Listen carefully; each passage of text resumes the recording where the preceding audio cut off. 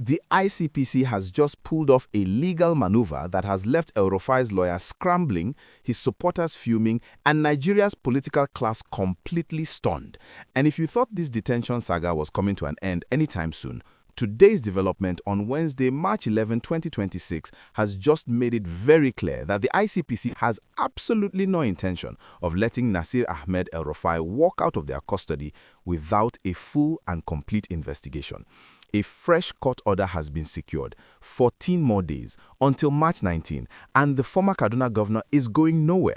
To truly appreciate the weight of what happened today, you need to travel back to the night of February 18, 2026, the night that changed everything for one of Nigeria's most controversial and polarizing political figures.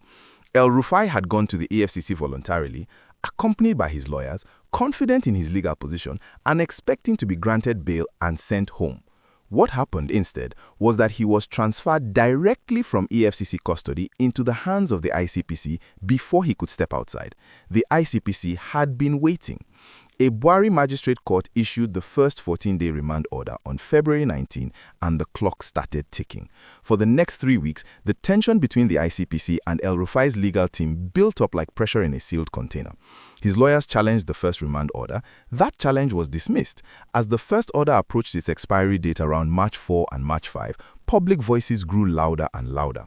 His son, Bello El-Rufai, posted on social media demanding his father's release. His wife, Hadiza, called the ICPC liars. The ADC party issued statements. Senior lawyers appeared on television arguing that holding any Nigerian citizen beyond the remand period without charges constituted a fundamental violation of Section 35 of the Nigerian Constitution, the section that guarantees every citizen's right to personal liberty. Prominent figures like Atedo Peterside came forward publicly to demand that the ICPC either charge El-Rufai or set him free. The pressure was immense, and yet the ICPC did not release him. Now we know why. They were not releasing him because they were not finished. They were going back to court. If the full story of Nasir El-Rufai's detention, the allegations, the legal battles, the political dimensions, and everything that is still coming is something you want to follow with the most detailed and accurate coverage available, subscribe to this channel right now, turn on notifications, and join the hundreds of thousands of Nigerians who are watching this saga unfold in real time. Chief Magistrate Okechukwu John Akweke of the Bwari Magistrate Court granted the fresh order on Thursday in the presence of El-Rufai's own legal representative. Let that detail settle in. His lawyer was there. This was not a secret hearing conducted behind closed doors without his team's knowledge. The ICPC's prosecuting counsel, Dr. Oswabini Ekoi Akponimisinha, appeared before the magistrate and prayed for an order to re-detain El-Rufai for an additional 14 days to allow the commission to conclude its investigation activities on allegations of money laundering and abuse of office. The magistrate granted it. The order reads clearly, the ICPC is hereby ordered to re-detain the respondent Nasir Ahmed El-Rufai for additional 14 days. Return date March 19, 2026.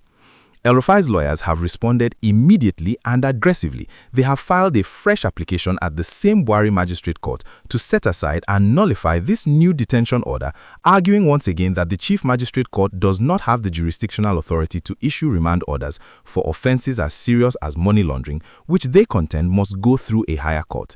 Chief Magistrate Akweke has fixed March 17 to hear that application and decide whether the new order stands or falls. 6 days from today, that courtroom in Bwari is going to be the most watched legal venue in Nigeria. The ICPC has hit back at the public narrative being constructed by El-Rufai's camp. A source within the commission told journalists this week that the narrative that the ICPC is oppressing El-Rufai is false and deliberately misleading.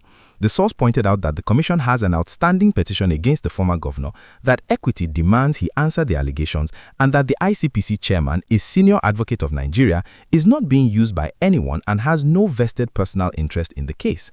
The source also noted that the claim that El-Rufai's continued detention after the first order expired was illegal is contradicted by the fact that a valid new court order now exists and was obtained through the proper legal process with his legal team present.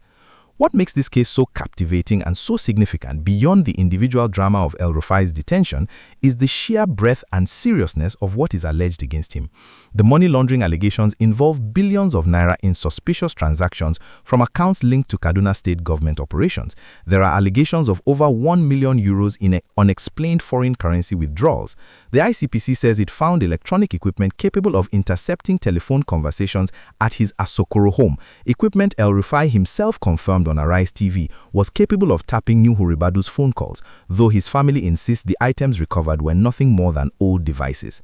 And then there are the 9 properties in Egypt, 3 villas and 6 apartments in upscale Cairo estates, which investigative reports say were acquired in the final years of his governorship, properties his legal team has called fabricated allegations from anonymous sources. El-Rufai himself told the ICPC in his own handwritten statement that he lives mostly in Egypt with half of his family, yet in 2023, he told the Nigerian public he owned only one house in Kaduna.